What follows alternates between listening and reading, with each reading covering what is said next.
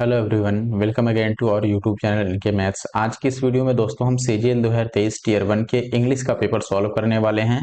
और इंग्लिश में जितने भी फिल इन द ब्लैंक से क्वेश्चन पूछे गए हैं, लगभग लगभग 50 क्वेश्चन पूछे गए हैं, वो सारे क्वेश्चन हम इसी वीडियो में डिस्कस करेंगे। ठीक है, हर एक क्वेश्चन को डिटेल में डिस्कस करने वाले हैं और उसके लिए जो भी ग्रामर या फिर जो भी रूल आवश्यक होगा, जो भी वोकैब आवश्यक होंगे, वो सब हम इस वीडियो में डिस्कस करने वाले हैं। ठीक है, तो अगर आपने अभी तक हमारे YouTube चैनल एनके मैथ्स को नहीं सब्सक्राइब किया है तो ऐसे और भी वीडियो देखने के लिए हमारे YouTube चैनल एनके मैथ्स को सब्सक्राइब कर लें, साथ में बेल आइकन भी प्रेस कर लें, जिससे कि आपको टाइम टू टाइम अपडेट्स मिलते रहें। इसके अलावा आप टेलीग्राम पे मुझे ज्वाइन कर सकते हैं एनके मैथ्स नाम से, वहां पे आपको पीडीएफ क्लास की मिल जाती है।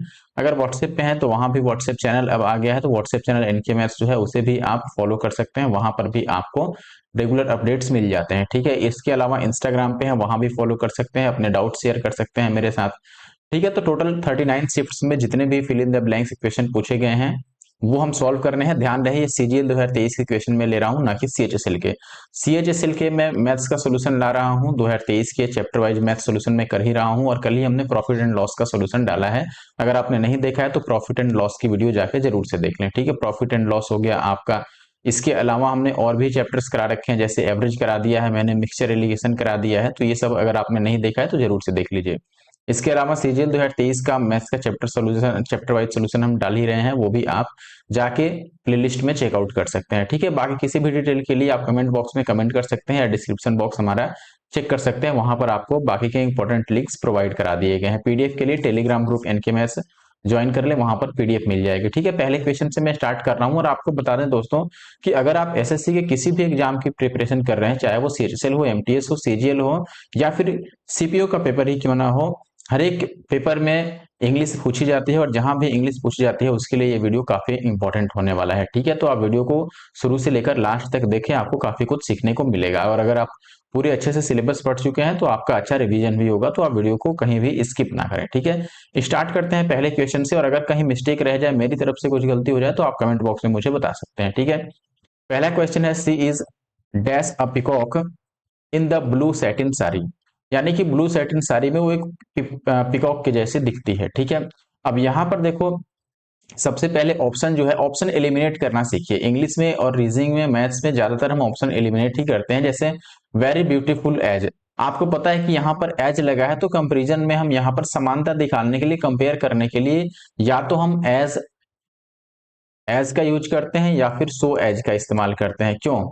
अब देखो, अब इसमें सो एज में आप ध्यान रखिए कि सो एज हम वहीं इस्तेमाल करते हैं जहां पर सेंटेंस निगेटिव होता है। ठीक है, निगेटिव केस में हम सो एज का इस्तेमाल करते हैं। और एज एज जो है ये पॉजिटिव में भी चलता है और साथ में निगेटिव सेंस में भी ये यूज हो जाता है। ठीक है, तो सबसे पहले बात की, अगर यहाँ पर निगेटिव नहीं है तो सो वाला आपका नहीं होगा, वेरी वाला तो वैसे भी नहीं बन रहा है, और ब्यूटीफुल लाइक भी नहीं बन रहा है। सो एज बनेगा या फिर एज एज बनेगा। अब ऑप्शन एज एज ही हमारे पास बचता है जिसे हम सही लगाएं, तो ऑप्शन सी जो है वो सही उत्तर है। कारण मैंने बता दिया है यहाँ पर। अगले क्वेश्चन की अगर मैं बात करूं तो यहाँ पर कह रहा है, she reminds me always that I dash to be a little more careful. यानी कि मुझे और थोड़ा सा केयरफुल रहना चाहिए इसके बारे में, वो हमेशा मुझे रिमाइंड करती है, यानी कि याद दिलाती रहती है। ठीक है, अब बताओ, यहाँ पर हैड है, हैव है, मस्ट है और हैज है। सबसे पहले सी रिमाइंड्स, रिमाइंड्स जो है इस, ये देख के आपको पता चल गया है कि V5 का यूज किया गया है, इट मींस ये प्रेजेंट इंडिफिनिट टेंस है, या फिर सिंपल प्रेजेंट आप बोल सकते हो। ठीक है, तो अगर फर्स्ट पार्ट जो है वो प्रेजेंट इंडेफिनिट में है तो लास्ट पार्ट हम पास्ट में नहीं ले जाएंगे, पहली बात। तो पास्ट में नहीं ले जाने का मतलब कि हैड नहीं होगा। दूसरी बात की हैज भी नहीं हो सकता है। हैज क्यों नहीं हो सकता है? हैज इसलिए नहीं हो सकता है क्योंकि आई के साथ में हैज यूज नहीं होता है। आई के साथ तो हैव यूज हो सकता है, और मस्ट भी यूज हो सकता है, लेकिन मस्ट के बाद टू नहीं आता। ठीक है, ये आप ध्यान रखिए, मस्ट भी डायरेक्ट आता है, मस्ट के बाद टू नहीं आता है, क्योंकि ये वर्ब टू भी नहीं है, तो मस्ट भी गलत है यहाँ पर।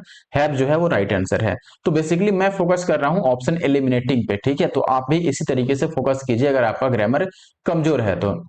लेकिन कमजोर देखो, एलिमिनेट करने के लिए भी ग्रामर आपको आनी चाहिए, बात यही है। ठीक है, अगला है, Kiran had a short dash as a writer. अब देखो, किरण के पास शॉर्ट क्या था भाई? एक राइटर के दुनिया में, या एक राइटर के तौर पर, एक लेखक के तौर पर किरण के पास क्या शॉर्ट रहा उसका? अब देखो यहाँ पर क्या है, कैरियर, ये क्या है, कैरियर, ये भी कैरियर ही लिखा है, बेसिकली लिखने के लिए सब इन्होंने कैरियर ही लिखा है, स्पेलिंग बस इधर उधर कर रखा है, ठीक है। अब मेन जो कैरियर हम ध्यान देंगे, एक तो यहां पर है और एक यहां पर है, इनमें से कौन सा सही है। देखो कैरियर जो आपका आई वाला है और एक डबल ई वाला है, दोनों में फर्क क्या होता है। जो आई वाला है ये कैरी से बना है, कैरी करना, किसी चीज को कैरी करना यानी कि उसको ढोना, ठीक है, सामान को ढोना, सामान को कैरी करना। तो वो कैरियर, कैरियर यानी कि सामान ढोने वाला ये हो गया, ठीक है, वाहक जिसको आप बोल सकते हो, ठीक है ना। कैरी करने वाला, सामान जो कैरी करता है उसको हम कैरियर बोलेंगे। जैसे साइकिल के पीछे जो कैरियर एक लगा रहता है, आपने देखा होगा, जिसपे हम सामान बांध के ले जाते हैं, ठीक है। और ये जो कैरियर है ये बेसिकली लाइफ है। कैरियर जैसे मान लो कि कोई आईटी में अपना कैरियर बनाना चाहता है या कोई गवर्नमेंट सेक्टर में कैरियर बनाना चाहता है, तो ये जो है, जो हम किसी जॉब के थ्रू या फिर किसी और चीज में लाइफ हम बनाते हैं, जैसे मान लो कोई बॉलीवुड में जाके कैरियर आजमाना चाहता है, तो वो टाइप का कैरियर है। तो यहाँ पर राइटर के तौर पर यहाँ पर ये वाला कैरियर ज्यादा सही होगा कि एज अ राइटर, यानी कि राइटर के कैरियर के रूप में उसका जो कैरियर था राइटर के लिए वो बहुत छोटा सा रहा, ठीक है। तो यहाँ पर ऑप्शन बी जो है, बात करें क्वेश्चन नंबर 5 की, कह रहा है कि the police were on high alert on account of the dash convict who had killed many people. कहने का मतलब है कि पुलिस जो है वो हाई अलर्ट पर थी, क्यों, क्योंकि जो कॉन्विक्ट था, किल, जो बहुत लोगों को किल किया था यानी कि जान से मार दिया था, उसके बारे में बात की गई है। अब सबसे पहले यहाँ पर जो कॉन्विक्ट है वो क्या करेगा, देखो, रन आफ्टर, ठीक है, किस लिए पुलिस जो है वो हाई अलर्ट पर क्यों है ये बताना है। Run after, walk away, elope या फिर रन अवे। देखो सबसे पहले अगर मैं रन आफ्टर की बात करूं तो रन आफ्टर का मतलब है किसी के पीछे भागना, यानी कि कोई आगे भागा और उसके पीछे पीछे भागना। तो पीछे भागने में हाई अलर्ट होने की कोई जरूरत नहीं है, और वैसे भी यहाँ पर जो कन्विक्ट है वो भाग चुका है, इसके बारे में बात की गई है, और भागने के कारण हाई अलर्ट पर है पुलिस। तो यहाँ पर रन आफ्टर तो नहीं होगा। रन आफ्टर का मतलब होता है बेसिकली पीछे पीछे लगना किसी के, ठीक है, यानी कोई आगे जा रहा है आप उसके पीछे जा रहे हैं, ठीक है। तो वो रन आफ्टर हुआ, हालांकि तेजी से जाना है इसीलिए रन लिखा गया है यहाँ पर। वॉक अवे क्या होता है, वॉक अवे यानी कि किसी से दूर जाना। जैसे मान लो आप इस खंभे के पास है और यहां से आप दूर जा रहे हैं, तो आप वॉक अवे कर रहे हैं, ये हुआ दूर जाना कहीं से। इलोप्ड क्या होता है, इलोप भी भागना ही होता है, लेकिन इलोप में होता है किसी के साथ में भागना। जैसे मान लो राम अगर श्याम के साथ भाग गया तो उसको हम बोलेंगे इलोप होना, ठीक है। रन अवे क्या होता है, रन अवे होता है बेसिकली कोई क्राइम करके भागना। रन अवे का मतलब क्राइम करने के बाद भागना, जेल तोड़कर भागना या हिरासत से भागना, वो होता है रन अवे। तो यहाँ पर रन अवे जो है वो सुटेबल आंसर है, ऑप्शन डी जो है वो राइट आंसर है। क्वेश्चन नंबर 6 की बात करें, payments can be made by dash और इन कैश, यानी कि पेमेंट कैसे मेड कैसे कर सकते हैं, या तो डैश के द्वारा या फिर कैश के द्वारा। ऑप्शन है चिक, चिक, चेक या फिर चिकी। तो कोई भी बता सकता है दोस्तों कि पेमेंट जो होता है, इन सारे ऑप्शन में चेक ही सेट बैठ रहा है, या तो पेमेंट चेक से करेंगे या फिर कैश में करेंगे। तो यहाँ पर चेक, ये बैंक चेक की बात कर जा रहे हैं, ठीक है, ये तो चिक आपका गाल हो गया, और बाकी ये सब अलग अलग, ठीक है। आगे बढ़ते हैं, you are the dash to the throne and should behave in such a manner. अब सबसे पहले आपको बता दें कि यहाँ पर ऑप्शन है पहला हेयर, दूसरा भी हेयर, सारे ही हेयर ही हैं, ठीक है। स्पेलिंग अलग अलग है तो मीनिंग भी यहाँ पर इनका अलग अलग है। क्वेश्चन क्या था यहाँ पर, क्वेश्चन था you are the dash to the throne. देखो थ्रोन क्या होता है, थ्रोन का मतलब जो सिंहासन होता है उसकी बात की गई है, ठीक है। सिंहासन जैसे राजा का सिंहासन, तो सिंहासन को जो पाने वाला होता है वो कौन होता है, उसके बारे में यहाँ पर कह रहा है कि तुम जो हो वो सिंहासन को पाने वाले हो, ठीक है। तो पहला ऑप्शन है हेयर, HAIR। दूसरा है, अच्छा, HAIR हेयर मतलब बाल, तो तुम एक बाल तो नहीं हो सकता। यहाँ पर यू का मतलब जो भी पर्सन है वो एक बाल नहीं है, क्योंकि वो पर्सन है। HARE हेयर यहाँ होता है। HARE हेयर का मतलब क्या होता है, खरगोश, बड़ा वाला जो खरगोश होता है, तो खरगोश की एक प्रजाति है, अ टाइप ऑफ रेबिट आप कह सकते हो, वो हेयर होता है। और ये जो हेयर है HAIR, इस हेयर का मतलब होता है वारिस। वारिस क्या होता है, उत्तराधिकारी, यानी कि बेसिकली जैसे कि राजा का बेटा जो होता है वो वारिस होता है, तो राजा के बेटे को राजपाट पूरा मिलता है तो वो वारिस हो गया, वहां भी हेयर यूज इस होता है। तो यहाँ पर जो सही उत्तर है वो ऑप्शन डी है, क्योंकि थ्रोन, जो जिसको सिंहासन मिलता है वो क्या होता है, वारिस ही होता है, उत्तराधिकारी होता है, तो उसको हम HAIR हेयर बोलते हैं, ये ध्यान रखिए। क्वेश्चन नंबर 8 में कह रहा है कि as cattle are to herd so are birds to dash, यानी कि ये कह रहे हैं कि जैसे कैटल यानी कि मवेशियों को झुंड को हम हर्ड बोलते हैं, ठीक है, वैसे ही बर्ड्स के झुंड को हम क्या बोलेंगे, फ्लॉक, लिटर या फिर पैक या फिर स्ट्रीम। अब मुख्य जो क्वेश्चन है हमारा वो ये है कि बर्ड्स के ग्रुप को क्या बोलते हैं। जैसे हर्ड जो होता है वो कैटल यानी कि मवेशियों के ग्रुप को हम कहते हैं, जो एक साथ मवेशी चढ़ते हैं या फिर एक साथ एक झुंड में रहते हैं उनको हम हर्ड बोलते हैं, उनके ग्रुप को। वैसे ही ग्रुप ऑफ बर्ड्स को हम बोलते हैं फ्लॉक। ग्रुप ऑफ बर्ड्स को क्या बोलते हैं? फ्लॉक। लीडर क्या होता है दोस्तों? लीडर का बेसिकली मीनिंग होता है जब दो या दो से अधिक बच्चे, जैसे मान लो कोई जानवर है, उसने दो तीन बच्चों को एक ही साथ जन्म दिया, ठीक है, यानी कि एक ही समय पर जन्म दिया, तो वैसे बच्चों के समूह को हम लीडर बोलते हैं। ठीक है। पैक क्या होता है आपका दोस्तों? पैक जो होता है वो जो शिकार करने वाले जानवर होते हैं, जैसे भेड़िया हो गया आपका, सिंह हो गया, शेर हो गया, बाघ हो गया, तो जो शिकारी टाइप के जानवर होते हैं उनके ग्रुप को हम पैक बोलते हैं। ठीक है। आगे बढ़ते हैं अब तो यहाँ पर सही उत्तर अगर आपसे पूछा जाए कि सही आंसर क्या हुआ, तो फ्लॉक। फ्लॉक का मतलब group of birds. Next question, they are playing songs, sorry playing है, they are playing songs so dash that the entire neighbourhood is disturbed. ये कह रहा है कि वो किस टाइप से सॉन्ग को प्ले कर रहे हैं, ये आपको बताना है, जिससे कि पूरा जो नेबरहुड है उनके वो डिस्टर्ब है। लॉर्ड या फिर लव्ड या फिर लाउड या फिर लाउड। ठीक है। सबसे पहली बात आप ये देखो कि अगर लव्ड को हम मान के चलें, लव्ड का मतलब प्यारा, अच्छा सॉन्ग, अगर जो कानों को पसंद है ऐसा सॉन्ग अगर बजता तो कोई भी जो नेबरहुड था वो डिस्टर्ब नहीं होता, तो ये तो आंसर नहीं होने वाला है। अब बचा लॉर्ड। लॉर्ड का मतलब तो आपका ईश्वर, लॉर्ड का मतलब ईश्वर हुआ। ठीक है, तो ये तो होगा नहीं। ठीक है। अब बचता है लाउड ये वाला और लाउड ये वाला। LOUD जो लाउड है इसका मतलब होता है तेज वॉल्यूम में सुनना। ठीक है, यानी कि फिर तेज आवाज में सुनना, तो तेज वॉल्यूम में यानी कि लाउड बिल्कुल साउंड अगर आप सुनोगे तो वैसे में आपके जो आसपास रहने वाले लोग होंगे वो भी डिस्टर्ब होंगे। तो यहाँ पर ये जो लाउड है LOUD, ये लाउड ज्यादा फिट बैठ रहा है, तो ऑप्शन डी सही है। बाकी ये जो लाउड है LAUD, इसका मतलब होता है टू प्रेज, यानी कि किसी की प्रशंसा करना। ठीक है, तो वो लाउड होता है। नेक्स्ट क्वेश्चन है, there are rows of chairs on either side of the dash. यानी कि ये कह रहा है कि जो रोज है चेयर का, रोज का मतलब एक ही लाइन में जो चेयर्स रखी हैं वो किसी एक साइड होना चाहिए, लेकिन किस चीज की एक साइड, ये कह रहा है। ये है आइल। ठीक है, ये भी आइल ही है, आइल। और ये सबसे पहले आप ये समझ लीजिए, जैसे यहाँ पर रो ऑफ चेयर्स की बात की गई है, यानी कि एक लाइन में कई सारे चेयर्स को रखा गया है। अब यहाँ पर जैसे पहला ऑप्शन है, इसको आप AL भी पढ़ सकते हैं, बहुत लोग AL भी पढ़ते हैं। AL का मतलब बेसिकली बीमार होना या फिर परेशान दिखना। ठीक है, तो ये तो पर्सन के लिए यूज होगा, क्योंकि जो चेयर्स हैं वो तो बीमार होंगी नहीं। ठीक है, तो यहाँ पर ये ऑप्शन होने से रहा। दूसरा जो है आइल, इस आइल का मतलब होता है दोस्तों टापू। ठीक है, जैसे आइसलैंड से आप याद कर सकते हैं। ठीक है, आइल यानी कि टापू या फिर आप द्वीप बोल सकते हैं। अच्छा, ये आइल तो आपका आई विल या फिर आई सेल का शॉर्ट फॉर्म है। ये जो बचा आइल, इसका मतलब होता है दोस्तों, जैसे दो साइड सामान रखे हैं, मान लो एक साइड ये एल्मीरा का ग्रुप है, मान लो ऐसे ऐसे ऐसे, इस साइड भी एल्मीरा रखा हुआ है, और बीच में जो खाली जगह बच गया ना, पतला सा गली, इसको हम बोलते हैं आइल। ये चेयर्स के केस में भी आइल ही बोला जाएगा। There are rows of chairs on either side of the aisle, यानी कि ये कह रहा है कि जो पतला रास्ता है ना बीच से, उसमें जो रोज जो चेयर्स की पंक्ति है ना, चेयर्स की लाइन है, वो किसी एक साइड रखी जाए, या तो इधर या फिर इधर। इसी कहने का मतलब ये है। ठीक है, तो यहां पर ये आइल जो है ऑप्शन डी वाला वो सही उत्तर होगा। इस आइल का मतलब हुआ जैसे दोनों साइड चेयर रखा हो या दोनों साइड कोई भी सामान रखा हो और बीच में जो पतली गली होती है उसको हम आइल बोलेंगे। ऑप्शन डी यहां पर सही है। अगर 11वें की बात करें, ये कह रहा है कि हैबिचुअल में बी रिप्लेस्ड बाय, यानी कि हैबिचुअल का अब आपसे पूछ रहा है सिनोनिम। अब अगर मैं ऑप्शंस की बात करूं, पहला है स्टैग्नेंट, दूसरा है कॉन्टिन्यूअल और टेम्परेट और होलिस्टिक। सबसे पहले अगर मैं स्टेगनेंट की बात करूं दोस्तों, तो यहां पर जो स्टेगनेंट होता है इसका मतलब होता है बिल्कुल फॉर्म। फॉर्म का मतलब क्या होता है? फॉर्म का मतलब स्थिर। ठीक है, एक ही अवस्था में होना, तो स्टेगनेंट का मतलब स्टैटिक या फॉर्म बोल सकते हो।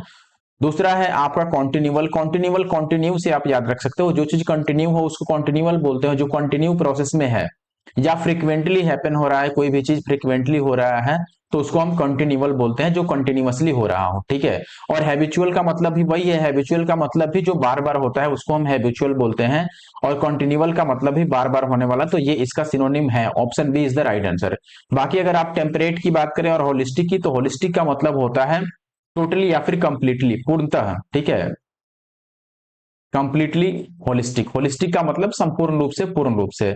और अगर आप टेम्परेट की बात करें दोस्तों, तो टेम्परेट जो है, टेम्परेट का मीनिंग होता है बहुत ज्यादा नहीं और बहुत कम भी नहीं, यानी कि आप ये कह सकते हो मध्यम बोल सकते हो, मध्यम या फिर सफिशियंट बोल सकते हो आप। ठीक है, जितना चाहिए उतना। ठीक है, टेम्परेट यानी कि बहुत ज्यादा भी नहीं बहुत कम भी नहीं।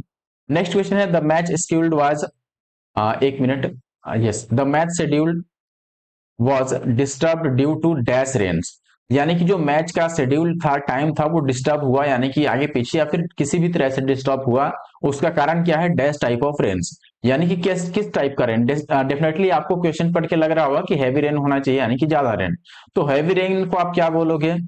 डिटेस्टेबल बोलोगे, या फिर इंसेसेंट बोलोगे, या फिर वेनेडेबल। वेनेडेबल तो पर्सन के लिए इस्तेमाल होता है। वेनेडेबल का मतलब होता है जो बहुत ज्यादा पर्सन जो अनुभवी होता है ना, उसको हम वेनेडेबल बोलते हैं। वेनेडेबल का मतलब आदरणीय, अनुभवी, सम्मानित, ठीक है, रेस्पेक्टेड आप बोल सकते हो। तो ये वेनेरेबल पर्सन के लिए यूज होगा। तो यहां पर मैच के लिए ये तो सही नहीं होने वाला है। बाकी बचता है सूथिंग। अब पहला है आपके पास डिटेस्टेबल। डिटेस्टेबल भी डिटेस्टेबल वर्ड होता है। डी से आप, डी मतलब बिल्कुल उल्टा पुल्टा, खराब, ठीक है। तो डिटेस्टेबल का मतलब होता है घिनौना, बहुत गिरा हुआ काम, ठीक है। तो घिनौना हो गया आपका डिटेस्टेबल। ये भी नहीं हुआ, घिनौना रेन थोड़ी होता है। बाकी बचा इंसेसेंट और सूथिंग। अगर इंसेसेंट की मैं बात करूं दोस्तों, इंसेसेंट का मतलब होता है लगातार। जैसे अभी हमने हैबिचुअल और कॉन्टिन्यूअल पढ़ा था, वैसे ही इंसेसेंट का मतलब होता है लगातार, ठीक है, या फिर निरंतर, यानी कि जो लगातार चल रहा हो, बीच में रुक रुक नहीं रहा हो। और सूथिंग की बात करें, सूथिंग का मतलब होता है प्लीजेंट, ठीक है। प्लीजेंट यानी कि बिल्कुल आनंद देने वाला, सुख देने वाला, सुखदायक आप कह सकते हो, सुखदायक। तो जो राइट आंसर होगा, अब आप समझ गए होंगे यहाँ पर कि इंसेसेंट जो है वो राइट आंसर होगा, क्योंकि लगातार बारिश के कारण जो मैच का शेड्यूल था वो डिस्टर्ब हुआ। तो ऑप्शन बी जो है वो राइट आंसर है। ओके, क्वेश्चन नंबर 13 की बात करें। Radium is a white powder that dash table salt, यानी कि रेडियम जो है वो एक व्हाइट पाउडर है। वो कैसा होता है? टेबल साल्ट के जैसा होता है। अब किस बात में? देखो ऑप्शन है looks like, look like, will look like, या फिर लुकिंग लाइक। देखो विल लुक लाइक पहली बात नहीं हुआ, क्योंकि रेडियम एक बार जैसा दिखेगा हमेशा वैसा ही रहेगा। तो ये परमानेंट चीज है, तो ये प्रेजेंट टेंस में आएगा। लुक लाइक नहीं होगा। लुकिंग लाइक भी नहीं हो सकता है, क्योंकि लुकिंग डायरेक्ट आएगा नहीं। अब बचता है लुक लाइक या फिर लुक्स लाइक। तो रेडियम चूंकि एक सिंगुलर सब्जेक्ट है, इसीलिए वर्ब भी सिंगुलर आएगा। वर्ब सिंगुलर आने का मतलब लुक्स, V5।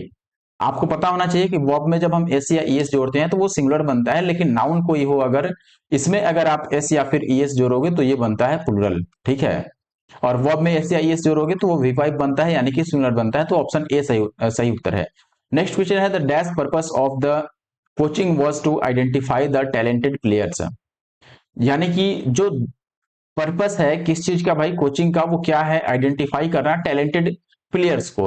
अब देखो किस टाइप का पर्पस, यहाँ पर मेन पर्पस, माइंड पर्पस, या फिर मेन पर्पस, या मेन पर्पस। सीधी सी बात है, ये देख के आपको पता चल गया होगा कि कोचिंग का जो मेन पर्पस है, मेन यानी कि मुख्य उद्देश्य, मेन पर्पस यानी कि मुख्य उद्देश्य। तो ये वाला मेन सही है, ये मेन अलग हो गया। ये माइंड का मतलब तो मेरा हो गया, तो ये तो अलग ही चीज हो गया, ठीक है। और मीन, मीन का मतलब मीन यानी कि मीनिंग, मीनिंग का शॉर्ट फॉर्म मीन होता है ना, कि मीन का मतलब माध्यिका भी होता है मैथ्स में। लेकिन यहां पर आप देखोगे तो जनरल मीनिंग जो होगा मीन का, वो मतलब होगा, अर्थ, ठीक है। तो ये सब सही होगा नहीं, जो ऑप्शन डी है मेन, वो सही है। बाकी अगर आप इस मेन की बात कर रहे हो, MENE, तो इस मेन का मतलब होता है जो जानवरों के गर्दन पे बाल होते हैं ना, लंबे लंबे, जैसे मान लो ये जानवर का गर्दन हो गया और इस पे लंबे लंबे जो बाल होते हैं, इसको हम बोलते हैं MENE, मेन। नेक्स्ट क्वेश्चन की बात करें, the perfume she uses has a strong dash, यानी कि उसने जो परफ्यूम यूज किया है उसमें स्ट्रॉन्ग क्या है बताओ? सेंट है, सेकंड है, या फिर ये सेंट है, या फिर ये सेंट। सबसे पहले ये सेंट तो परसेंट वाला है, जो कि 100 से रिलेटेड होता है, परसेंटेज का। जैसे इस शॉर्ट से आपने पढ़ा होगा परसेंटेज, परसेंट का मतलब हर एक 100 में जितना होता है वो परसेंट होता है। तो ये वाला सेंट है, ठीक है। ये तो होगा नहीं, ऑप्शन डी नहीं होगा 15 का, ठीक है। बाकी बचता है ये वाला सेंट, ये वाला सेंट और ये सेंट। देखो तीनों को पढ़ना तो सेंट ही है, यानी कि जो उच्चारण है तीनों का वो सेंट ही है, लेकिन SCENT, इस सेंट का मतलब होता है महक, ठीक है, सुगंध। तो यहां पर ऑप्शन सी जो है वो सही उत्तर है। बाकी ये जो सेकंड है और ये सेंट है, इनका मीनिंग अलग अलग है। ये जो सेंट है, सेंड का थर्ड फॉर्म, सेंड यानी भेजना, इसका जो थर्ड फॉर्म होता है वो होता है सेंट। तो ये सेंट, सेंड का ही थर्ड फॉर्म है। आगे बढ़ते हैं अब और अगले क्वेश्चन पर आते हैं। क्वेश्चन नंबर 16 की बात करें, don't take the wind out of my dash and tell me I am going nowhere, sorry nowhere है, nowhere with my life. अब यहां पर जो क्वेश्चन है इसमें सीधा सीधा यूज किया गया। अब ये देखो, अगर आप ग्रामर के तौर पर सोचोगे तो बिल्कुल नहीं सही लगा पाओगे, क्योंकि ये जो है take the wind out of my dash, ये एक इडियम है। तो आपको ये ईडियम याद होगा तो ही आप सही सही लगा पाओगे। ईडियम होता क्या है, मैं आपको यहां पर ईडियम लिख देता हूं। ईडियम होता है take the wind out of one's sail. ठीक है, सॉरी ये सेल नहीं होगा, SAIL वाला सेल होगा। अब इसका मीनिंग क्या है, take the wind out of one's sail का मतलब होता है कि जैसे जो आत्मविश्वास आदमी जब खोता है ना, उसको बोलते हैं take the wind out of the sail. ठीक है, या आउट ऑफ वंस सेल जो पर्सन होगा उसके लिए यूज होगा, यानी कि आत्मविश्वास में कमी आना। ठीक है, जो कॉन्फिडेंस होता है ना, कॉन्फिडेंस लूज होना। तो यहां पर जो सही उत्तर है वो ये वाला सेल होगा, SAIL, यानी कि ऑप्शन सी जो है वो सही उत्तर है। SALE सेल बेचने वाला हो गया, विंग पंख हो गया, और बोट तो नाव ही होता है। नेक्स्ट क्वेश्चन की बात करें, doctor dash 2 tablets per day, यानी कि डॉक्टर ने क्या किया भाई, 2 टैबलेट पर डे के लिए प्रिस्क्राइब करेगा। सीधी सी बात है, एडवाइस, प्रपोज्ड या फिर ऑर्डर। देखो डॉक्टर ऑर्डर तो नहीं देता है, जो पर्ची बनाता है जिसमें लिखता है उसको हम प्रिस्क्रिप्शन बोलते हैं, तो प्रिस्क्राइब करेगा डॉक्टर। ऑप्शन ए जो है वो सही उत्तर है। ठीक है, नेक्स्ट क्वेश्चन है, Meenakshi sweeps the ball excellently when she dash an off spin delivery. अब सबसे पहले यहां पर देखिए कि जो सेंटेंस है स्विप्स यहां पर यूज किया गया है। स्विप्स यूज करने का मतलब कि ये सिंपल पास्ट, सिंपल प्रेजेंट है, प्रेजेंट इंडेफिनिट है। अब यहां पर प्रेजेंट इंडेफिनिट है तो आगे भी प्रेजेंट टेंस ही आएगा, सबसे पहली बात तो विल नहीं होगा। और सी के साथ में हम डायरेक्ट गॉट भी नहीं इस्तेमाल कर सकते हैं। ठीक है, क्योंकि ये आपका पास्ट में चला गया। तो सही उत्तर जो होगा वो ऑप्शन डी होगा, गेट्स। सी के साथ गेट्स, जो कि आपका सिंगुलर सब्जेक्ट के साथ में सिंगुलर वर्ब को दर्शाता है। सिंगुलर सब्जेक्ट है तो वर्ब भी सिंगुलर आएगा। ठीक है, तो ऑप्शन डी जो है वो सही उत्तर है। हैज भी यहां पर हम नहीं इस्तेमाल कर रहे हैं क्योंकि वो डायरेक्ट फिर चला जाएगा प्रेजेंट परफेक्ट में, जो कि पॉसिबल नहीं है। नेक्स्ट क्वेश्चन है, I find that students now a days are not interested in dash letters by hand, यानी कि किस चीज में स्टूडेंट्स आज के टाइम पर इंटरेस्ट नहीं ले रहे हैं ये बताना है। राइटिंग, राइटिंग, रेटिंग या फिर राइटिंग, बताओ। अब बाई हैंड क्या करते हैं हम, बाई हैंड लिखते हैं, राइट करते हैं ऐसे। ठीक है, तो यहां पर राइटिंग वाला सही उत्तर होगा ऑप्शन डी, बस स्पेलिंग का यहां पर खेल है, बाकी सब राइटिंग अलग अलग है। ये तो रेटिंग ही हो गया, रेटिंग देना, जो रेटिंग हम देते हैं वो वाला रेटिंग। अगले क्वेश्चन की बात करें तो ये कह रहा है, Ishwar Chandra Vidyasagar fought hard against dash practices which affected Indian society of his time, यानी कि ईश्वर चंद्र विद्यासागर जो थे वो किस टाइप के प्रथा, प्रैक्टिस का मतलब यहाँ पर प्रथा से है, किस टाइप की प्रथा से, सामाजिक प्रथा से वो उसके अगेंस्ट में थे और उनका विरोध किया। ठीक है, जिससे कि इंडियन सोसाइटी उनके टाइम पर, यानी कि ईश्वर चंद्र विद्यासागर जी के टाइम पर अफेक्ट हो रही थी। ठीक है, अब किस टाइप के प्रैक्टिस से, यानी कि किस टाइप के प्रथाओं से उन्होंने लड़ा, उनके विरोध में उन्होंने आवाज उठाई। Many evil, all evil, most evil या फिर मोर एविल। एविल का मतलब खतरनाक या फिर खराब, तो मैनी एविल का जो मतलब होता है वो होता है बिल्कुल बुरी प्रथा जो नहीं चलनी चाहिए। ठीक है, तो इसका मतलब है बुरी प्रथा, और यहां पर जो सही उत्तर है वो भी मैनी एविल है। ठीक है, मोस्ट एविल नहीं होगा, मोस्ट एविल, मोस्ट तो आपका सुपरलेटिव में हो गया, तो द मोस्ट होता तब जाके सही मानते हैं। और मोर एविल का मतलब किसी से हम कंपेयर भी नहीं कर रहे हैं यहाँ पर। All evil, all the evil होता तो ज्यादा सही होता। ठीक है, ऑप्शन ए जो है वो राइट आंसर है। नेक्स्ट क्वेश्चन, क्वेश्चन नंबर 21 की बात करें, the young one of a lion is called, यानी कि जो लायन होता है उसका जो यंग, यानी कि उसका जो बच्चा होता है उसको हम क्या बोलते हैं, कॉल्ट बोलते हैं, चिक बोलते हैं, काफ बोलते हैं या कब बोलते हैं। देखो काफ तो बोलते हैं गाय के बछड़े को। ठीक है, गाय का जो बछड़ा होता है, गाय का बछड़ा, इसको हम बोलते हैं काफ। बाकी चिक, चिक चिकन से आप याद रख सकते हो। ठीक है, चिक जो होता है दोस्तों ये चूजा होता है, जो चिकन का बच्चा होता है छोटा वाला ना, वो चूजा। तो चिक तो होगा नहीं, बचता है कोल्ट या फिर कब। अब अगर मैं कोल्ट, कब की पहले बात करते हैं तो कब होता है आपका सिंह का बच्चा। ठीक है, यानी कि शेर का बच्चा, लायन का चाइल्ड। ठीक है, या लायन का किड, जो भी जैसे आप समझ लो। तो शेर के बच्चे को हम बोलते हैं, सिंह के बच्चे को कब बोलते हैं, और कब यहाँ पर सही उत्तर है। कोल्ट की अगर आप बात करो दोस्तों, तो जो कोल्ट होता है ये होता है घोड़े का बच्चा, यानी कि हॉर्स का बच्चा। ठीक है ना, तो इसको हम बोलते हैं कोल्ट। ध्यान रखिए, चिक मुर्गी का बच्चा या मुर्गा का बच्चा, वैसे ही कोल्ट जो है वो आपके घोड़े का बच्चा, और काफ जो है गाय का बछड़ा या फिर गाय का बच्चा, और कब आपके सिंह का बच्चा। Mohan dash the charge of centre for life skills from Mustafa. ठीक है, ऑप्शन है टुक आउट, टुक थ्रू या फिर टुक ऑफ या फिर टुक ओवर। अब यहाँ पर जितने भी ऑप्शंस लिखे गए हैं आपके वो फ्रेजल वर्ब ही हैं। तो मोहन जो किया है, देखो मोहन ने किया क्या है, मोहन ने चार्ज लिया है किस चीज का, जो सेंटर है लाइफ स्किल का, लाइफ स्किल सेंटर का चार्ज ले लिया है मुस्तफा से।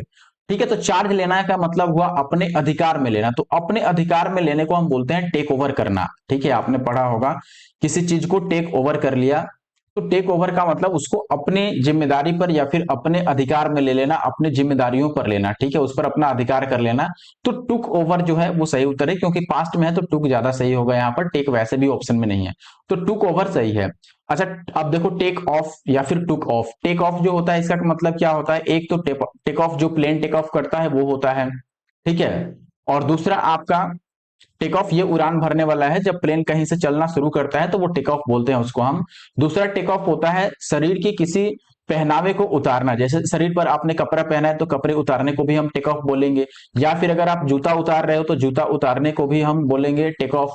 ठीक है, आप टोपी उतार रहे हो तो उसको भी हम टेक ऑफ बोल सकते हैं। और बाकी बचा आपका टेक आउट या फिर टुक आउट। टेक आउट का मतलब क्या होता है, बाहर घूमने के लिए जाना। टेक आउट एक लोन लेना भी होता है, जैसे लाइफ इंश्योरेंस एलआईसी वगैरह आप लेते हो उसको भी टेक आउट बोलेंगे। ठीक है, लोन लेने को भी हम टेक आउट बोल सकते हैं, या बाहर घूमने जाने को भी हम, किसी के साथ बाहर जाना है तो उसको भी हम टेक आउट बोलते हैं। आगे बढ़ते हैं और अगले क्वेश्चन पर आते हैं। क्वेश्चन नंबर 23 की बात करें तो ये कह रहा है कि the sermon of the priest was very short and dash. ठीक है, अब देखो शॉर्ट एंड डैश, शॉर्ट का मतलब छोटा, अब छोटा के साथ क्या आ सकता है, सीधी सी बात है, छोटा के साथ कंसाइज आएगा। ठीक है, कंसाइज का मतलब भी छोटा ही होता है। ठीक है, संक्षिप्त, क्या समझे आप, कंसाइज का मतलब होता है छोटा, या फिर संक्षिप्त मतलब कम बातों में बोलना, संक्षेप में बोलना, तो वो होता है कंसाइज वे। ठीक है, कंसाइज का मतलब आप संक्षिप्त समझ सकते हो, संक्षिप्त यानी कि कम शब्दों में बोलना और सही बोलना। बाकी कोण, कोण का मतलब होता है शंकु, और कोण का मतलब शंकु जैसा दिखना। ठीक है, कंसिस्टेड, कंसिस्ट का मतलब होता है किसी चीज से बना हुआ। ठीक है, जैसे मान लो कोई चीज पेपर से बना है तो हम बोलेंगे कंसिस्टेड ऑफ पेपर्स, तो कंसिस्ट का मतलब होता है किसी चीज का बना होना। आगे बढ़ते हैं अब क्वेश्चन नंबर 24 की बात करो। ये कह रहा है Tibet is our dash country, it's people are called Tibetans. Tibet जो है वो क्या है, किस टाइप का कंट्री है, हमारे लिए, हमारा नेबर कंट्री है, सीधी सी बात है, तो हमारी नेबरिंग कंट्री होगा तो हम नेबरिंग कंट्री बोलेंगे। ठीक है, जो तिब्बत है वो हमारा नेबरिंग कंट्री ही हुआ। ठीक है, आगे बढ़ते हैं। क्वेश्चन नंबर 25 की बात करो, the princess formally held the dash in her hand. यानी कि जो प्रिंसेस थी उसने क्या किया, अच्छे से हेल्ड किया किस चीज को अपने हाथ में, भाई रेन को, रेन को, और ये भी रेन ही है, और ये भी रेन ही है। ठीक है, अब सबका मीनिंग अलग अलग है, स्पेलिंग बस, सॉरी स्पेलिंग भी अलग अलग है, मीनिंग भी अलग अलग है, बस उनका उच्चारण सेम है। ठीक है, तो इनको हम होमोफोन बोलते हैं ऐसे वर्ड्स को। ठीक है, होमोफोन्स या फिर होमोनिम्स भी बोल सकते हैं आप। होमो का मतलब बिल्कुल सेम होना, ठीक है, और होमोनिम्स का मतलब जिनका उच्चारण सेम है लेकिन मीनिंग अलग अलग है। अब देखिए पहले इस रेन की बात करो तो RAIN जो रेन है ये तो बारिश हो गया, बारिश को क्या अपने हाथ में वो रखेगा बिल्कुल अच्छे से, बिल्कुल नहीं, ये अलग मीनिंग में ही हो गया, तो ये रेन तो नहीं होगा। रेन आपका रन का नेक्स्ट फॉर्म है, थर्ड फॉर्म या फिर सेकंड फॉर्म आप कह सकते हो, तो ये भी नहीं होगा यहाँ पर। बचता है ये वाला रेन और ये वाला रेन। इस रेन की अगर हम बात करें तो ये जो रेन है REIGN, रेन या फिर रीन आप पढ़ सकते हो, इसका मतलब होता है एक तो शासन भी अपने हाथ में लेना है, शासन चलाना। ठीक है, तो ये टाइप से भी आप देखोगे तो ये सही है, क्योंकि प्रिंसेस जो है वो राजकुमार या फिर राजकुमारी आप जो समझो यहाँ पर, प्रिंस राजकुमार, प्रिंसेस राजकुमारी। और एक होता है घोड़े का जो पट्टा होता है ना, लगाम। ठीक है, घोड़े का लगाम जो होता है उसको भी हम रेन ही बोलते हैं, तो घोड़े के लगाम के अर्थ में भी आप लोगे तो भी ये सही है कि उन्होंने अपने हाथ में फॉर्मली यानी कि बिल्कुल स्टेबल तरीके से घोड़े के पट्टे को हाथ में पकड़ा। ठीक है, तो यहाँ पर ऑप्शन सी जो है वो सही उत्तर है। आगे बिल्कुल सादा है, लेकिन उसके आगे सादा नहीं है। पिछला क्वेश्चन एक बार देख लें कितना नंबर था, अच्छा 25 था। चलो ये है अपने पास, the details were dash from one person to another, sorry to the other within no time. यानी कि जो डिटेल्स है वो एक आदमी से दूसरे आदमी तक बिल्कुल किसी बिना टाइम के पहुंच गया, तो डिटेल एक जगह से दूसरे जगह पहुंचने हम को उसको क्या बोलेंगे, पास्ट आउट, पास्ट इन, पास्ट डाउन या फिर पास्ट अवे। अब अगर मैं बारी बारी से वन बाय वन ऑप्शन की बात करूं, सबसे पहले पास्ट अवे। पास्ट अवे का क्या मतलब होता है दोस्तों? पास्ट अवे का मतलब होता है मृत्यु हो जाना, टू डाई। ठीक है, कोई पर्सन अगर उसकी मृत्यु हो जाती है तो हम बोलते हैं पास्ट अवे। ठीक है, ही पास्ट अवे यानी कि वो पास हो गया, चल दिया अब। ठीक है, अच्छा अब देखो, एक पास डाउन है, पास आउट है और पास्ट इन है। अगर मैं सबसे पहले पास डाउन की बात करें तो पास डाउन का मतलब होता है जानकारी या फिर सूचना साझा करना। ठीक है, जानकारी साझा करना। साझा करने का मतलब है कि अपनी जानकारी किसी और को बताना। तो मान लो कोई बात आपके तक आई, आपको पता चला और आपने दूसरे को बता दिया, खबर कर दिया, तो उसको हम बोलते हैं पास डाउन करना। ठीक है, और पास्ड आउट का तो कई सारा मीनिंग होता है। एक तो पासिंग आउट परेड होता है, आपने शायद कोई फोर्स में होगा तो पता होगा। ठीक है, जब परेड खत्म होता है, आप सब चीज सीख जाते हो, आपकी ट्रेनिंग खत्म होती है, तो लास्ट में पासिंग आउट वाला एक परेड होता है। ठीक है, पास ऑफ अगर होता तो मैं पास, आप देखो पास आउट का एक और मीनिंग होता है अपने पास। एक तो फेंट होना यानी कि बेहोश होना भी आप बोल सकते हो पास आउट को, बेहोश होना। ठीक है, बेहोश होने को भी हम पास आउट बोल सकते हैं। और अगर किसी चीज को हम दूसरे में डिस्ट्रीब्यूट करते हैं तो उसको भी पासिंग पास आउट बोलते हैं। ठीक है, जैसे पास कर दो किसी चीज को, मान लो बीच में एक आदमी बैठा हुआ है और तीसरे आदमी से आप कह रहे हो कि भाई पेन उसका उठा कर देना, तो पास करना ही बोलेंगे उसको भी। तो पास आउट का मतलब यहां पर होता है आपका एक तो बेहोश और एक होता है दूसरे को बीच में बांटना यानी कि डिस्ट्रीब्यूट करना। ठीक है, 28 की बात करें, the room was very dash. Room जो था वो कैसा था? क्विट था, क्विल्ट था, क्वाइट था या फिर क्वाइट था? देखो अब क्वाइट की अगर हम बात करें, पहले क्विट का मतलब तो होता है छोड़ना या फिर त्यागना। जैसे मोबाइल में अगर आप कोई ऐप चलाते होगे तो ऐप में आता है कि जब भी आप ऐप से बाहर आना चाहते हो तो वो कहता है आपका स्टे या फिर लीव या फिर क्विट ऐसे करके लिख के आता है। क्विट का मतलब उससे बाहर निकलना, उसको छोड़ देना। ठीक है, कैंसिल करना। तो क्विट का मतलब छोड़ना या त्यागना। वैसे क्विट जैसे में ये भी होता है कि उसने मैच क्विट कर दिया या फिर प्रिपरेशन अपने क्विट कर दी यानी कि छोड़ दिया। अब बचता है quite, Q U I T और Q U I T E. ठीक है, देखो इन सब में कुछ ना कुछ फर्क है। जैसे क्यू यू आई टी की बात करोगे आप, quite Q U I T, तो इस क्वाइट का मतलब होता है बिल्कुल शांत, यानी कि बिना किसी शोर के। तो रूम कैसा था? शांत था, ये बिल्कुल सही उत्तर है। ये जो क्यू यू आई टी का मतलब होता है, इस क्वाइट का मतलब होता है कंप्लीट यानी कि पूरा। ठीक है, आगे बढ़ते हैं। नेक्स्ट क्वेश्चन है अपने पास, Raghav had a good dash for stage plays. यानी कि राघव के पास एक अच्छा क्या है स्टेज पर नाटक करने के लिए, प्लेस दिखाने के लिए? ट्रिप है, ट्रोप है, ट्रूप है या फिर ट्रॉप है? अब देखिए, अगर ऑप्शंस की बात करें तो पहला है ट्रिप। ट्रिप, क्या राघव के पास एक अच्छा ट्रिप था स्टेज पर दिखाने के लिए? बिल्कुल नहीं। ट्रिप का मतलब तो यात्रा हो गया आपका, ट्रेवलिंग। ट्रोप, ट्रोप हो गया अलंकार, अलंकार वगैरह जो ग्रामर, हिंदी ग्रामर में यूज होते हैं। ट्रुप, ट्रुप का मतलब क्या होता है? सैन्य दल, सैनिकों की टुकड़ी। ठीक है, सैनिक टुकड़ी। जैसे मान लो 100 सैनिक आपके पास है तो 10-10 सैनिक का या 20-20 सैनिक का ग्रुप बना देना, तो ग्रुप ऑफ जो सोल्जर्स हुआ उसको हम ट्रुप बोलते हैं। ठीक है, जैसे नाम रखा जाता है उसमें ट्रुप ए, ट्रुप बी ऐसे करके। अगला बचा ट्राउप। ट्राउप क्या होता है? ये ट्राउप होता है आपके आर्टिस्ट का एक ग्रुप। ठीक है, ग्रुप ऑफ आर्टिस्ट यानी कि कलाकारों का समूह। ठीक है, कलाकारों का समूह, ऐसा समूह जो एक साथ स्टेज पे परफॉर्म करता है। जैसे मान लो आप एक सिंगर है तो आपके साथ कोई तबला बजाने वाला होगा, कोई हो सकता है कुछ और आपका वाद्य यंत्र बजाने वाला हो, कोई हारमोनियम बजाने वाला हो। तो ये अलग अलग लोगों का जो ग्रुप होता है जो एक साथ स्टेज पे परफॉर्म करता है उसको हम बोलते हैं ट्राउट। ठीक है, आगे बढ़ते हैं। नेक्स्ट क्वेश्चन है, which dash do you usually take to reach your office? Which, क्या आप कौन सा क्या लेते हो बताओ, usually take to reach your office यानी कि ऑफिस पहुंचने के लिए आप क्या लेते हो? Root, root, root. अब देखो ये रूट, रूट देख के पता चल गया हो कि आप कौन सा रूट लेते हो। तो रूट का मतलब रास्ता है।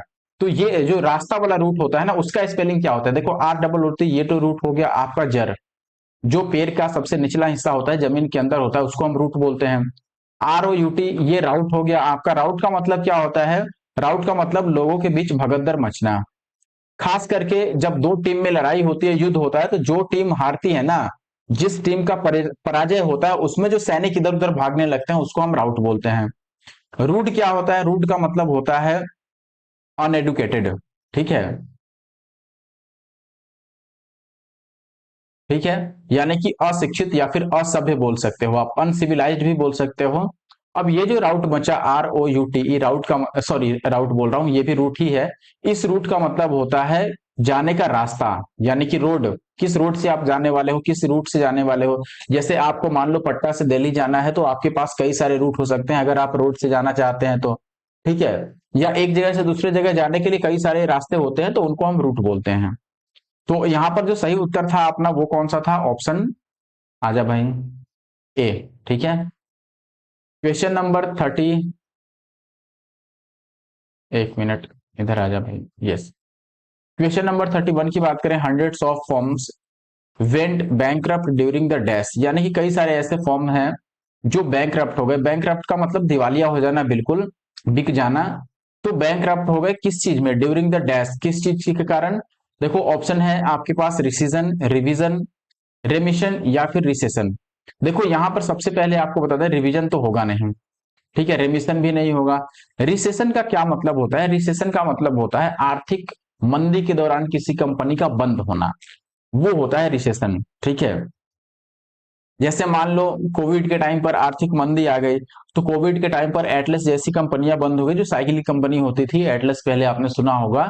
तो कोई भी कंपनी अगर आर्थिक मंदी में बंद होती है, कंपनी हो या कोई आर्थिक मंदी में किसी चीज में बहुत भारी गिरावट आ रहा है, किसी चीज के दाम में या फिर किसी भी चीज में गिरावट आ रहा है, तो उसको हम बोलते हैं रिसेशन, ठीक है, यानी कि कमी होना, गिरावट आना मंदी के दौरान।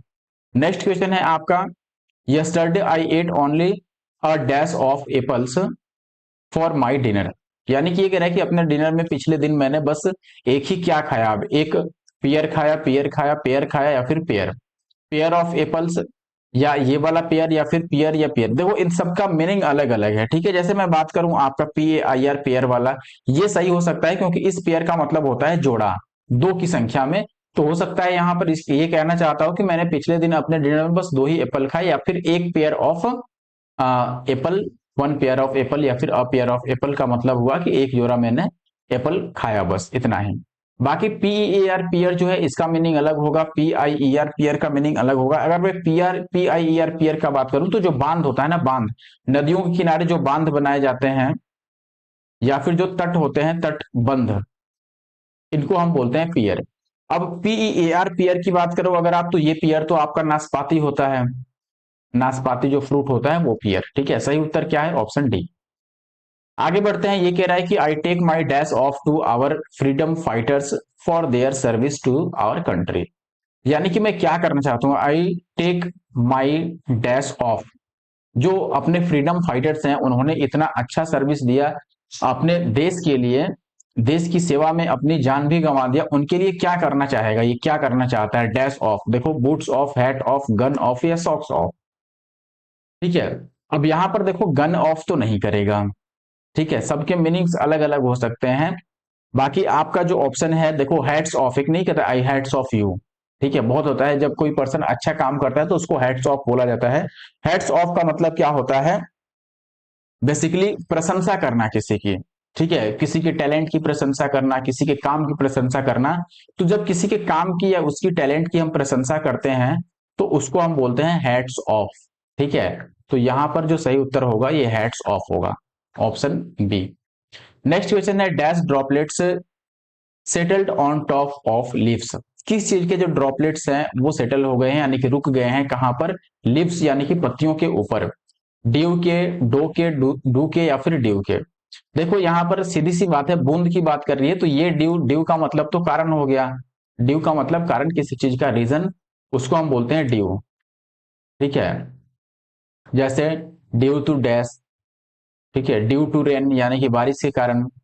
डू तो आपका वर्ब जो इस्तेमाल करते हैं, डू यानी कि करना, और ड्यू का मतलब ओस की बूंदे, ठीक है, तो ओस यही सही है आपका, ड्यू ड्रॉपलेट्स, ठीक है, ड्यू ड्रॉपलेट्स यानी कि जो ओस की बूंदे थी वो पत्तियों के ऊपर क्या हुई थी, रुक गई थी। अगले क्वेश्चन की अगर हम बात करें यहां पर, देखिए क्वेश्चन नंबर 35 की बात करें, stories of dolphins saving human lives dash through out history, यानी कि ये कह रहा है कि जो स्टोरीज है डॉल्फिन की, जिसमें डॉल्फिन आदमी के लाइफ को सेव कर रही है, उसके बारे में बात किया गया है, ठीक है। तो सबसे पहले अगर मैं पूछूं कि सब्जेक्ट क्या है यहां पर, तो आप बोलोगे सब्जेक्ट है स्टोरीज, ठीक है। तो स्टोरीज किस टाइप का सब्जेक्ट है, स्टोरीज जो है ये प्लूरल सब्जेक्ट है, तो वर्ब भी प्लूरल आएगा पहली बात, और सारे वर्ब जो है वो प्लूरल ही है पहली बात, ठीक है।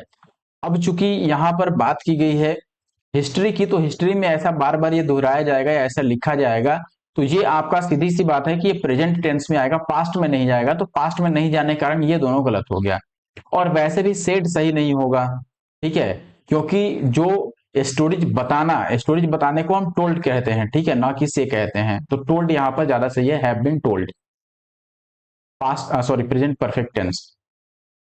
नेक्स्ट क्वेश्चन है dash are words which have the same spelling और pronunciation but not the same. देखो ये मैंने बताया ही था कि सेम स्पेलिंग होता है या सेम प्रोनाउंसिएशन होता है, लेकिन सेम मीनिंग नहीं होता। अभी मैंने बताया था ना कि ऐसे ग्रुप ऑफ वर्ड्स होते हैं, या दो वर्ड्स ऐसे हो सकते हैं जिनका प्रोनाउंसिएशन सेम हो लेकिन उनका मीनिंग अलग अलग हो, उनको हम क्या बोलेंगे, उनको होमोनिम्स बोलते हैं। अभी मैंने बताया ही था किसी क्वेश्चन पे। बाकी बचे आपके एक्रोनिम्स।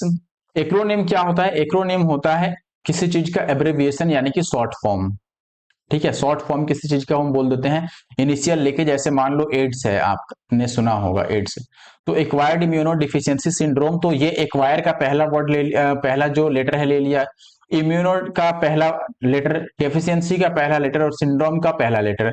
तो पहले पहले यानी कि जो इनिशियल लेटर्स होते हैं उनको लेके जो शॉर्ट फॉर्म हम बनाते हैं उनको बोलते हैं हम एक्रोनिम्स, ठीक है। सिनोनिम्स आपको पता है, समान अर्थ वाला यानी कि सेम मीनिंग वाला, और एंटोनिम आपका विपरीत अर्थ वाला यानी कि उल्टा जिसको हम बोलते हैं, ठीक है, अपोजिट मीनिंग वाला। Question number 37, we dash of old clothes and bought new ones for Diwali, यानी कि हमने क्या किया, पुराने कपड़े को हटाया दिवाली में और नया कपड़ा खरीदा। तो पुराने चीजों को हटाना और उसको रिप्लेस करना नए चीज से, उसको हम बोलते हैं कास्ट ऑफ, ठीक है, क्या बोलते हैं, कास्ट ऑफ, CAST, कास्ट और ऑफ। कास्ट ऑफ का मतलब हुआ कि पुरानी चीजों को नई चीजों से रिप्लेस करना, या फिर आपके घर में कोई ऐसी चीज है जो अब यूजेबल नहीं है, यूज लाइक नहीं है, यूजलेस हो गई, तो उसको हटा के उसके बदले में नया लाना। तो कास्ट ऑफ का मतलब पुरानी चीजों को हटाना, बेसिकली हटा के नया लाना मैं नहीं कह रहा हूं, मैं बस ये बोल रहा हूं पुरानी चीजों को हटाना, जो आपके यूज की नहीं है उन वस्तुओं को हटाना, उनको हम कास्ट ऑफ करना बोलते हैं। नेक्स्ट क्वेश्चन है सिलेक्ट द मोस्ट अप्रोप्रिएट। अब देखो यहाँ पर आपको ब्लैंक जो दिया है, यहाँ पर आपको बताना है कि कौन सा इसमें से फिट बैठेगा। Anita keeps on repeating that she is innocent but there is dash, यानी कि अनीता जो है वो बार बार रिपीट करती रही कि वो इनोसेंट है, लेकिन फिर भी क्या हुआ ये बताना है। No smoke without fire, no pulling up of the socks, no rubbing of the shoulders, no love lost between. देखो सबसे पहले बात करें यहाँ पर कि अनीता जो है वो बार बार रिपीट कर रही है कि वो इनोसेंट है, इनोसेंट है, लेकिन फिर भी कहीं ना कहीं उसमें कुछ ना कुछ तो बात है। जैसे आपने ये सुना होगा नो स्मोक विदाउट फायर, यानी कि बिना आग लगे धुआं नहीं निकलती। गांव में कहावत चलता है कि कोई अफवाह जब फैलता है, किसी चीज के बारे में अफवाह फैला, तो उसको कितना भी आप कहे कि नहीं ऐसा नहीं है, नहीं है, लेकिन लोग कहते हैं कि बिना आग लगे धुआं थोड़ी निकलता है। तो वही बात है, यानी कि अनीता कितना भी रिपीट कर रही है कि वो इनोसेंट है, लेकिन उस पर जो चार्ज लगाया गया है या जो दोष लगाया गया है उसमें कहीं ना कुछ बात है, ये कहना चाहता है। तो ऑप्शन ए जो है वो सही होगा, नो स्मोक विदाउट फायर, यानी कि बिना कुछ हुए ऐसे ही अफवाह नहीं फैलता है। इसका मीनिंग बेसिकली यही हुआ, बिना कारण की अफवाह नहीं फैलता है। आगे बढ़ते हैं। Shakuntala Devi was born on 4 November 1929 in her childhood, she dash to school. अब देखो सबसे पहले जो टेंस है वो पास्ट में है, ठीक है, तो अब पास्ट में होने की जो आगे का सेंटेंस लास्ट पार्ट आएगा वो भी पास्ट में ही होगा। अब नेवर गोन जो है वो डायरेक्ट पास्ट में नहीं जा रहा है, ठीक है, हटा दो। वेंट नेवर ये पास्ट इंडिफिनिट है वैसे भी, ठीक है। आपको ये चीज पता होगा, जैसे आपने बचपन में पढ़ा होगा डॉक्टर के आने से पहले रोगी मर चुका था, या स्कूल जाने से पहले घंटी लग चुकी थी, स्टेशन पहुंचने से पहले गाड़ी जा चुकी थी, ठीक है। तो इन सब में आपने एक स्ट्रक्चर पढ़ा होगा कि जब भी पास्ट इंडेफिनिट की हम बात करते हैं तो पास्ट इंडेफिनिट के साथ जो पेयर बनता है वो बनता है पास्ट परफेक्ट का, ठीक है, किसका, पास्ट परफेक्ट का। तो यहां पर पास्ट इंडेफिनिट पहले ही वॉज यूज हुआ है, यानी कि पास्ट इंडेफिनिट यूज हुआ है, तो जो आगे वाला सेंटेंस आएगा वो पास्ट परफेक्ट में होगा, ठीक है। तो ये वाला नहीं होगा, पास्ट परफेक्ट का मतलब हैड और प्लस V3 आएगा, हैड प्लस V3, तो हैड है यहाँ पर और यहाँ V3 भी है। बिन जो है वो बी का थर्ड फॉर्म है। अगले क्वेश्चन की बात करें, soon after the doctor gave her the next dash of the medicine the patient began to dash. अच्छा बताओ डॉक्टर क्या करेगा, डॉक्टर मेडिसिन का नेक्स्ट डोज ही देगा ना, तो यहां पर जो डोज देता है डॉक्टर उसको DOSE बोलते हैं, तो ये डोज तो नहीं होगा पहली बात, ठीक है। तो ये वाला जो डोज है ये सब सही मीनिंग है, यानी कि डॉक्टर ने जैसे ही नेक्स्ट डोज दिया मेडिसिन का पेशेंट को, उसके बाद पेशेंट क्या हो गया भाई। अब ये जो DOZE वाला डोज है इसका मतलब होता है कुछ समय के लिए सोना, यानी या झपकी आना, ठीक है। तो कुछ समय के लिए सो जाना यानी कि स्लिप, ठीक है। सोना गोल्ड वाला नहीं समझना आप, ठीक है। ये बिस्तर पर सोने वाले की बात की जा रही है। तो यहां पर कह रहा है कि जैसे ही डॉक्टर ने नेक्स्ट डोज दिया तो पेशेंट कुछ समय के लिए सो गया, ठीक है। अब यहां पर आप देखोगे कि यहां पर डोज जो है ये पास्ट में है, तो ये भी पास्ट होना चाहिए, क्योंकि पास्ट टेंस के बाद प्रेजेंट टेंस कभी नहीं आता है। जब स्टार्टिंग में पास्ट आ गया तो उसके बाद भी पास्ट ही आता है। तो ये दोनों ही पास्ट में नहीं है, यहां पर भी एक प्रेजेंट एक पास्ट है, तो ये दोनों ही गलत हो गया। दोनों को फिर हम प्रेजेंट में रख देंगे, हमारे पास यही ऑप्शन है, क्योंकि दोनों पास्ट तो दिया ही नहीं है। क्वेश्चन नंबर 41 की बात करें, the actress is very dash and takes pride in her appearance all the time. यानी कि एक्ट्रेस जो है वो कैसी है, किस टाइप की एक्ट्रेस है जो हमेशा ही प्राइड करती है अपने ऊपर, ठीक है। वेन वेन वेन या फिर वेन, सब वेन ही लिखा हुआ है बेसिकली, यहाँ पर मीनिंग अलग अलग होगा। लेकिन अगर मैं मेन चीज की बात करूं तो जो मेन यहाँ पर आंसर अपना निकल के आएगा, प्राइड करना, खुद पर घमंड करना या खुद पर ज्यादा कॉन्फिडेंस होना, इसको हम क्या बोलते हैं, तो इसको हम वेन ही बोलते हैं। स्पेलिंग होता है VAIN। VAIN, वेन का मतलब होता है खुद पर कुछ ज्यादा भरोसा होना। तो जो एक्ट्रेस है वो अपने पर बहुत ज्यादा भरोसा करती है और इसके कारण वो हमेशा अपने ऊपर प्राइड भी करती है, ठीक है। आगे बढ़ते हैं हम। नेक्स्ट क्वेश्चन है, the termites were just the tip of the dash but the house was near collapsing in reality. Option है माउंटेन, आइसबर्ग, सो या फिर सू या फिर हिल। देखो सबसे पहले यहां पर जो वर्ड लिखा गया है या फिर जो सेंटेंस लिखा गया है इसमें भी बेसिकली एक फ्रेज का यूज किया गया है यहाँ पर, ठीक है। इडियम आप कह सकते हो। देखो इडियम जो होता है वो होता है, यहाँ पर मैं बता देता हूं कि ओरिजिनल इडियम क्या है। ओरिजिनल जो इडियम है वो है टिप ऑफ आइसबर्ग, ठीक है। इसका मतलब क्या होता है टिप ऑफ आइसबर्ग, इसका मतलब होता है टिप ऑफ द आइसबर्ग ज्यादा अच्छा रहेगा, ठीक है। यहां भी द लिखा गया है तो द ले लेते हैं। टिप ऑफ द आइसबर्ग का मतलब होता है कोई चीज बहुत छोटा दिखना लेकिन एक्चुअल में उतना छोटा होता नहीं है। जैसे मान लो कि मैं ये बोल दूं कि देखो ये ईंट के ऐसे ऐसे आपको कई सारे ईंट एक के ऊपर एक रखे हुए हैं। अब मैंने बस एक ईंट को हिलाया, यहां से कहा कि एक ही ईंट तो हिला रहा हूं, तो ये छोटी सी बात है। लेकिन जैसे एक ईंट को हिलाएंगे तो ये हो सकता है कि ये पूरा ईंट ही गिर जाए।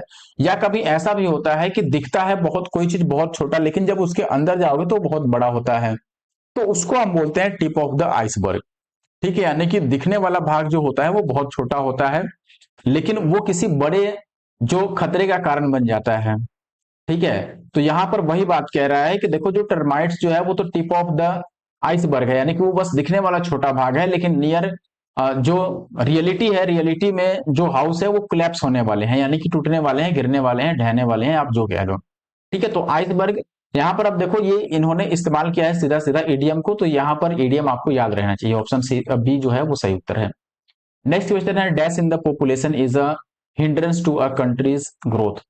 यानी कि पॉपुलेशन में क्या होना एक बाधा है। हिंड्रेंस का मतलब हुआ बाधा या फिर रुकावट।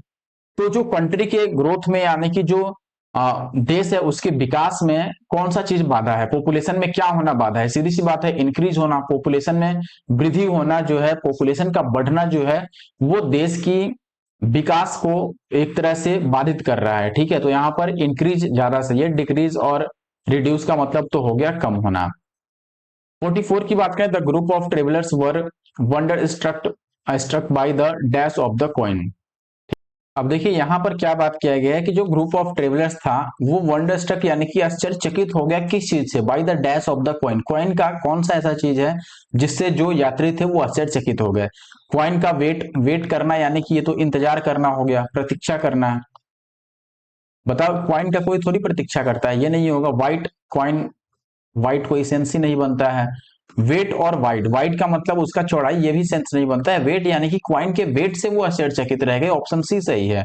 जो ट्रेवलर्स का ग्रुप था वो क्वाइन का वेट से यानी कि उसके वजन से आश्चर्यचकित हो गए, ये यहां पर कहने की कोशिश की जा रही है। Next question, he is rich and famous and expects everyone to dash on him. यानी कि वो रिच और फेमस है और वो क्या एक्सपेक्ट कर रहा है भाई दूसरों से, दूसरे क्या करे उसके सामने, बताओ। डेड डक या फिर टैप डांस लाइक मैड या फिर give a song and dance, या फिर डांस अटेंडेंस। अब ये भी एक तरह से इडियम ही यहाँ पर यूज किया गया है। देखो जो राइट आंसर है वो है ऑप्शन डी, यानी कि डांस अटेंडेंस। डांस अटेंडेंस का मतलब क्या होता है, किसी के प्रति बहुत ज्यादा अटेंटिव रहना। ठीक है, अटेंटिव रहने का मतलब उसके ज्यादा बहुत ज्यादा ध्यान देना। ठीक है, यानी कि वो पर्सन लाइक रिच और फेमस है, और वो क्या एक्सपेक्ट करता है दूसरों से कि सभी लोग बस मेरे ऊपर ही ध्यान दें। ठीक है, या फिर उसका प्रेज करते रहें, उसका प्रशंसा करते रहें। ठीक है, तो डांस एंड अटेंडेंस का मतलब दूसरे को खुश रखना। ठीक है, दूसरे के आगे झुक के रहना, उसकी आज्ञा का पालन करना, उसके लिए बिल्कुल ओबीडियंट रहना। ठीक है, तो ये जो पर्सन है जो रिच और फेमस है, वो यही चाहता है कि दूसरे पर्सन जो है, दूसरे लोग जो हैं, वो उसके प्रति अटेंटिव रहें, यानी कि उसका बात सुने, और उसके लिए बिल्कुल ओबीडियंट रहें, यानी कि आज्ञाकारी की तरह रहें। तो ये चाहता है ये पर्सन। नेक्स्ट क्वेश्चन है, dash is a female horse. Female horse को हम क्या बोलते हैं बताओ, विक्सेन, डो, या फिर मेयर, या फिर रूस्टर। आपको बता दें दोस्तों कि फीमेल जो हॉर्स होती है ना, उसको हम बोलते हैं मेयर। मेयर का मतलब फीमेल हॉर्स, फीमेल हॉर्स। अच्छा, विक्सन क्या होता है? विक्सन होता है फीमेल फॉक्स, यानी कि लोमड़ी जिसको आप बोलते हो। रूस्टर क्या होता है दोस्तों? रूस्टर जो होता है ये होता है मेल चिकन, मुर्गा जिसको आप बोलते हो। ठीक है, तो इसको आप मेल चिकन बोल सकते हो। अब बचा आपका डो, इसका मतलब होता है मादा हिरन, यानी कि फीमेल डियर। ठीक है, आगे बढ़ते हैं अब। Kits and Shelley Shelley were poets of the same period, in other words they were dash. कहने का मतलब है कि किट्स और सेली जो हैं वो सेम पीरियड ऑफ टाइम के पोइट्स हैं, यानी कि एक ही समय में दोनों पोइट्स थे। तो आपको बताना है कि एक ही समय में होना, किसी घटना का घटित होना, उसके लिए हम कौन सा वर्ड इसमें इस्तेमाल कर सकते हैं। आपको पता होना चाहिए दोस्तों। जैसे मान लो आप ऐसे क्वेश्चन पूछा जाता है कि तुलसीदास किसके समय में वो थे, या फिर किस राजा के समय में, या फिर ऐसे भी मेगास्थनीज किस राजा के दरबार में आया था, यानी किस राजा के समय पर मेगास्थनीज का अस्तित्व था। ठीक है, हिंदी में इसको हम बोलते हैं समकालीन। समकालीन होना, तुलसीदास किसके समकालीन थे, अकबर किसका समकालीन था, यानी कि कोई पार्टिकुलर राजा किसी और राजा के समय, किस राजा के समय में था, तो सेम टाइम पर होना। ठीक है, जैसे हनुमान जी प्रभु श्री राम के समकालीन थे, यानी कि दोनों एक समय में थे, ये हम कह सकते हैं। मतलब ये बस एक कहने के लिए मैं बात बोल रहा हूं। ठीक है, तो यहां पर कहने का मतलब ये हुआ कि किट्स और सेले जो है वो एक ही टाइम के, एक ही पीरियड ऑफ टाइम के पोइट्स थे। तो इसको हम अदर वर्ड में क्या बोलेंगे, को राइटर्स। को राइटर को हम ऐसा नहीं बोलते कि वो सेम टाइम्स के हैं। एसोसिएट्स को भी नहीं, एसोसिएट्स का मतलब सहभागी हुआ आपका। अब बचता कंटेम्परेरीज या फिर कलीग्स। देखो कलीग तो होता है आपका कि एक साथ काम करने वाले, सहपाठी जिसको आप बोल सकते हो। ठीक है, या फिर सहकर्मी बोल सकते हो, कि एक साथ काम करना, एक साथ काम करने वाले को हम कलीग बोलते हैं। ठीक है, जैसे मैं जिस ऑफिस में काम कर रहा हूं, मेरे साथ कोई और भी उसी ऑफिस में काम कर रहा है, तो हम दोनों कलीग्स हुए। अब बचता है कॉन्टेम्पोरेरीज। तो कॉन्टेम्पोरेरीज ही यहाँ पर सही उत्तर है, ऑप्शन ए। कॉन्टेम्पोरेरीज का मतलब होता है समकालीन, यानी कि सेम पीरियड ऑफ टाइम में किसी घटना का होना। अब आखिरी क्वेश्चन पे आ चुके हैं। आखिरी क्वेश्चन में आपको बोला गया है, the driver very subtly dash the traffic violation he committed. देखो सटली का मतलब होता है आसानी से। ड्राइवर जो है वो आसानी से क्या कर दिया बताओ। अब जो उसने वायलेट किया था ट्रैफिक के रूल को, उसको आसानी से उसने क्या किया, iron through, iron in, iron side, या आयरन आउट। तो ये भी एक तरह से फ्रेजल वर्ब है। आयरन आउट जो है यहाँ पे सही उत्तर है। आयरन आउट का मतलब होता है आसानी से किसी समस्या को सुलझा देना। ठीक है, समस्या सुलझाना, समस्या हल करना, वो भी बिल्कुल आसानी से। तो यहाँ पर आयरन आउट जो है वो सही उत्तर है। तो देखो अब इस वीडियो में हमने क्या सीखा। कुछ क्वेश्चन ऐसे हैं जो ग्रामर बेस्ड हैं, कुछ क्वेश्चन ऐसे हैं जो फ्रेजल वर्ब पे बेस्ड हैं। ठीक है, फ्रेजल वर्ब पे बेस्ड हैं। और कुछ ऐसे भी क्वेश्चन है दोस्तों जो इडियम्स पे बेस्ड हैं। तो कहने का मतलब है कि देखो अगर आपका फ्रेजल वर्ब और इडियम सही है तो ग्रामर आपका गड़बड़ है तो भी आप कुछ क्वेश्चन इसमें से कर दोगे। लेकिन अगर प्रॉपर आप फिल इन द ब्लैंक्स को बिल्कुल सही सही करना चाहते हो तो ऐसे में आपका ग्रामर भी सही होना चाहिए, उसके अलावा फ्रेजल वर्ब भी आपके क्लियर होने चाहिए, और इडियम्स भी आपको याद होने चाहिए, तब जाके आप अच्छा स्कोर कर पाओगे इसमें। मिलते हैं आप नेक्स्ट वीडियो में। Thank you for watching the video. और अगर अभी भी लाइक नहीं किया होगा तो जरूर से लाइक कर देना वीडियो को, और कमेंट भी कर देना।